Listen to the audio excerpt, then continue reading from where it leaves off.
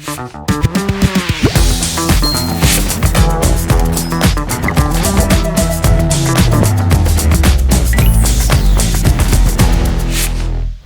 Assalamualaikum warahmatullahi wabarakatuh. Apa kabar sahabat Lantas? Semoga kita semua selalu dalam keadaan sehat dan selalu dalam lindungan Tuhan Yang Maha Kuasa. Nah, kembali lagi ketemu bersama kami dalam program NTMC Podcast. Seperti biasa di channel YouTube NTMC Polri. Nah, kali ini kami sudah kedatangan seorang narasumber. Beliau seorang perwira menengah senior di Korlantas Polri. Kita langsung aja sapa beliau nih. Ini asik nih, sahabat Lantas. Pak, apa kabar Pak? Baik, Mas Erwin. Beliau adalah Pak Hotman Sirait, Kombes Pol Hotman Sirait, SIK, SHMM, menjabat sebagai Kasubdit Laka, Ditgakum Korlantas Polri. Udah pasti sehari-harinya di Korlantas Polri. Pak, selamat siang. Selamat siang, Apa Mas. kabar? Baik. Kita ngobrol-ngobrol Bapak biar kita lebih kenal lebih dalam nih. Ya. Di luar polisi sibuk apa Pak? Ada kegiatan apa gitu biasanya sama keluarga gitu?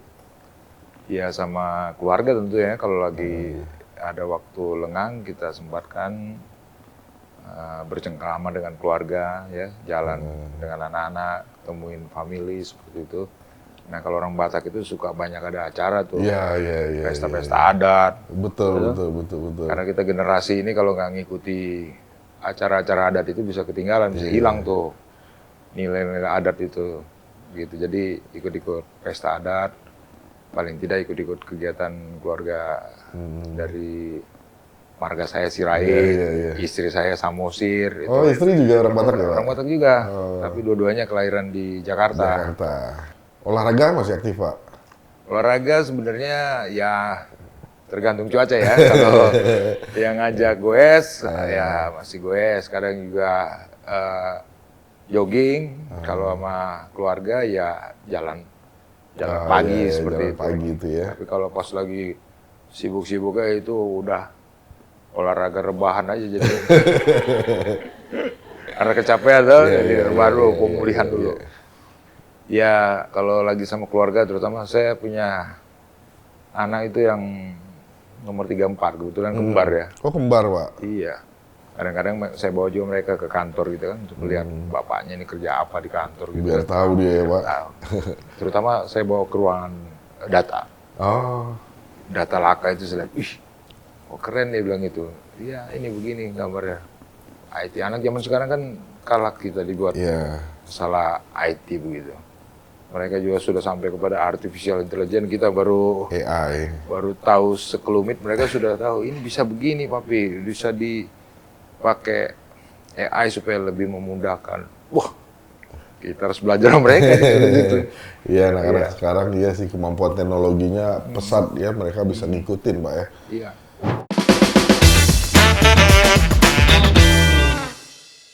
Pak, ini kita biar jangan terlalu tegang, kita main game dulu Pak. Iya. Gimana? Kreatif? Oke. Pak, ini ada apa aja nih? Ada mobil, motor, atau ada apa nih? Mobil ini. Pak, silakan dipilih. Nanti ada petunjuknya nih Pak.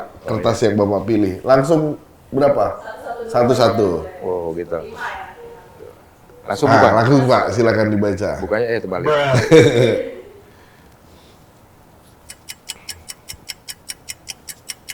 Ada nih tulisannya. Apa tuh Pak?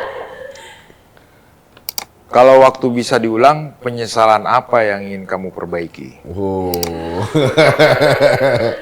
Silakan jawab. Silakan jawab. Andai aku bisa, itu lebih Pak. Oh gitu, kalau mengulang waktu bisa kembali. diulang, penyesalan apa yang ingin kamu perbaiki?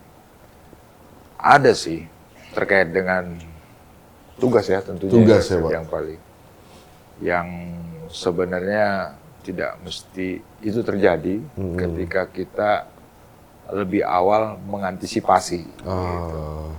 Sebelum itu besar, sudah muncul gejolak-gejolak gangguan itu, kita langsung terapi. Nah, waktu itu agak kerepotan karena istilahnya kita tidak di sini, Tapi di sini, ya masih bersyukur sini.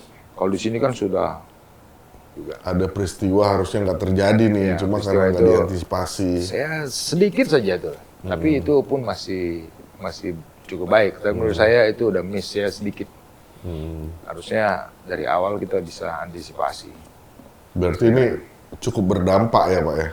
Ya dampaknya ada, tapi tidak menjadi parah sekali gitu. Cuma sebenarnya itu bisa Ya, tidak muncul permukaan, langsung bisa diredam di bawah, diselesaikan gitu. Oke. Oke, kita lanjut lagi Pak, berikutnya. Silakan Pak. Apa lagi nih Pak? Pakai kuis, gue yang buka, gue yang jawab nih. Tara. Spill dulu, Apa tuh Pak? nembak cewek, ajak PDKT gimana? Wah, iya. Ini ke saya nih? Iya Pak. Waduh. Dulu gimana Pak waktu deketin Ibu? Saya di Jakarta Timur, dinas, Makassar Lantas. Lagi rame-rame unjuk rasa di UI. Ya, UI Salemba ya. UI Salemba. Jadi itu perbatasan pusat, Sama Timur. selatan, timur. Saya kan Makassar Timur, di Matraman. Saya stop. Jangan masuk ke sana, Mbak. Kita bikin romantis, bikin Sana lagi unjuk rasa. Saya mahasiswa. Nggak percaya saya. Mahasiswa kok kayak orang kantoran begitu. Pakai safari gitu. Nggak percaya saya mahasiswa. Jangan ke sana, resiko dia setir mobil. Saya mau alihkan. Saya kuliah extension rupanya. Oh. Itu, di UI.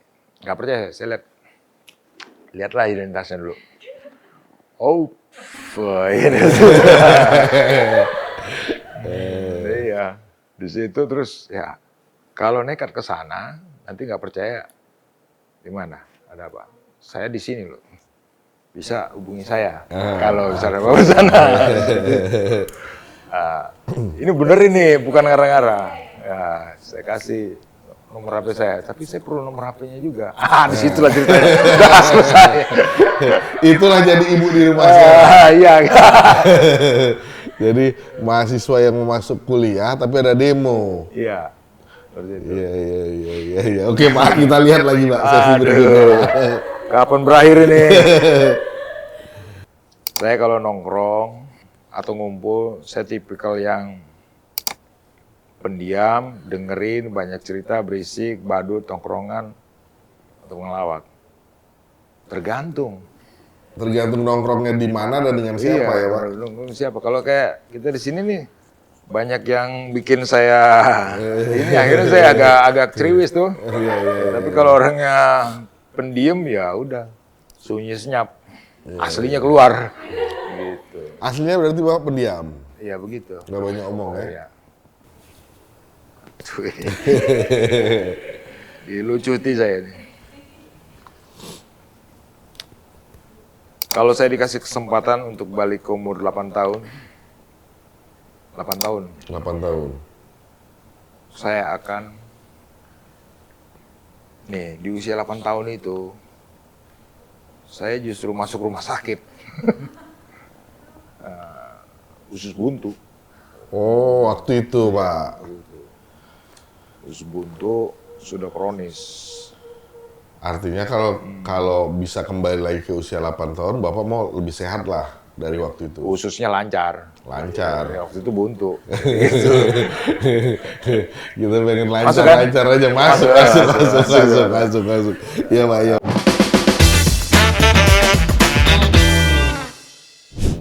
Pak, oke, kita masuk ke Kasubdit Laka gitu. Mungkin ada beberapa teman-teman sahabat lantas yang bertanya-tanya, sebenarnya apa sih Kasubdit Laka ini, Pak? Tugas di Subdit Laka itu memberikan bimbingan teknis.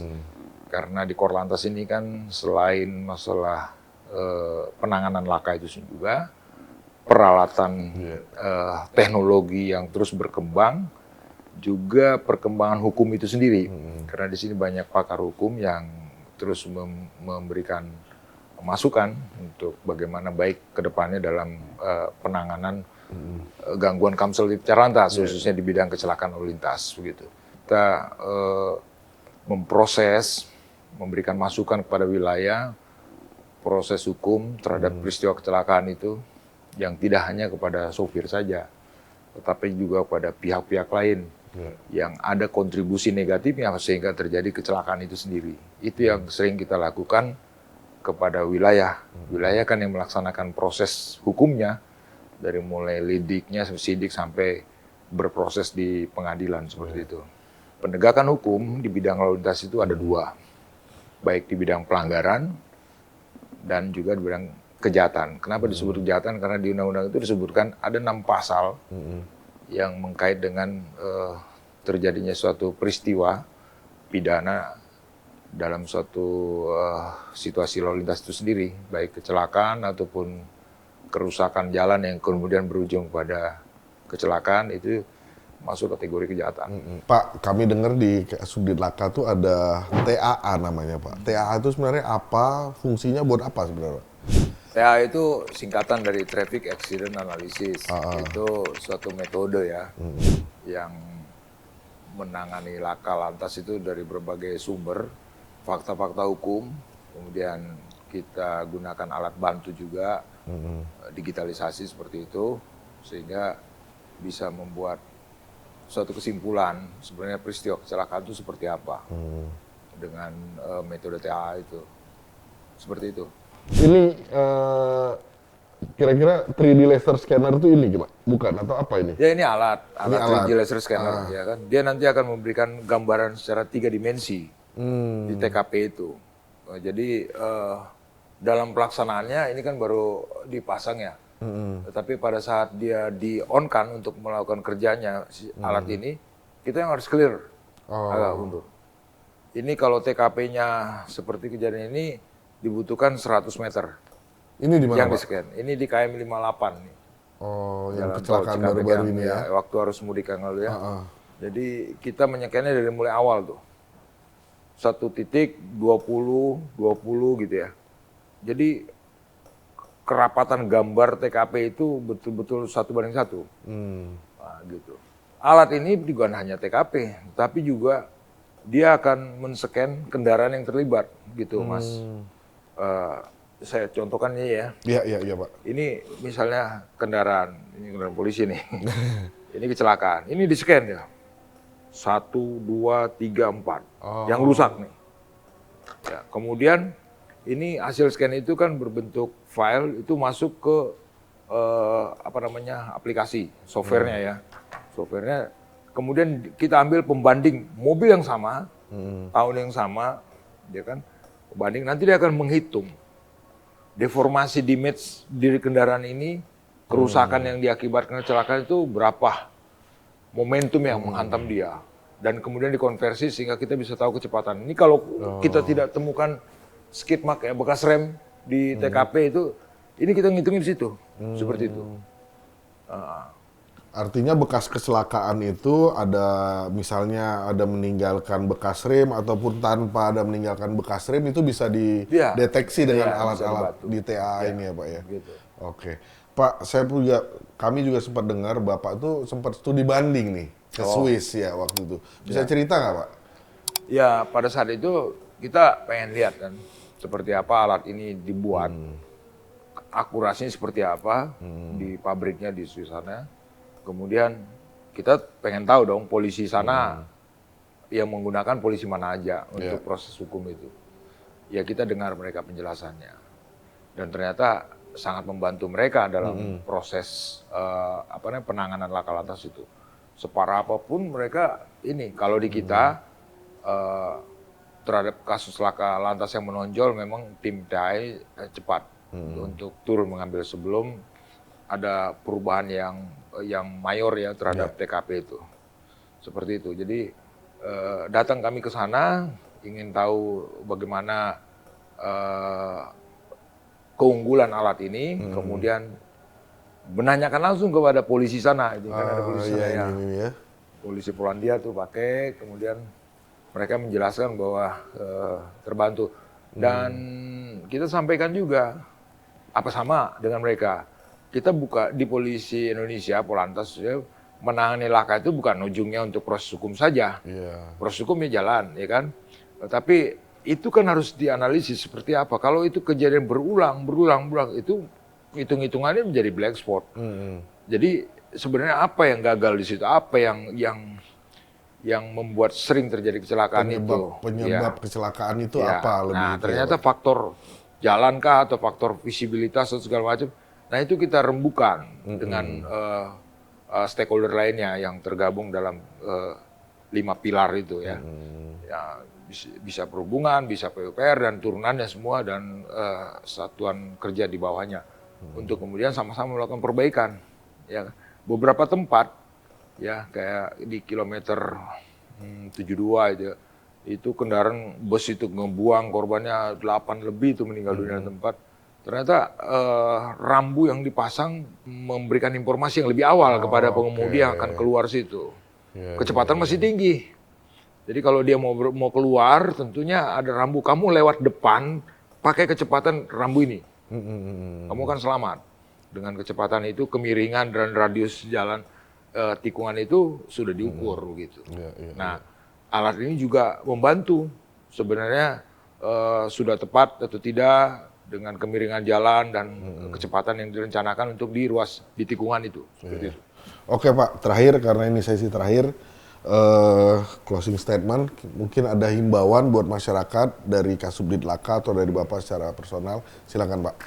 Ya tentunya kecelakaan itu mayoritas diawali dengan pelanggaran.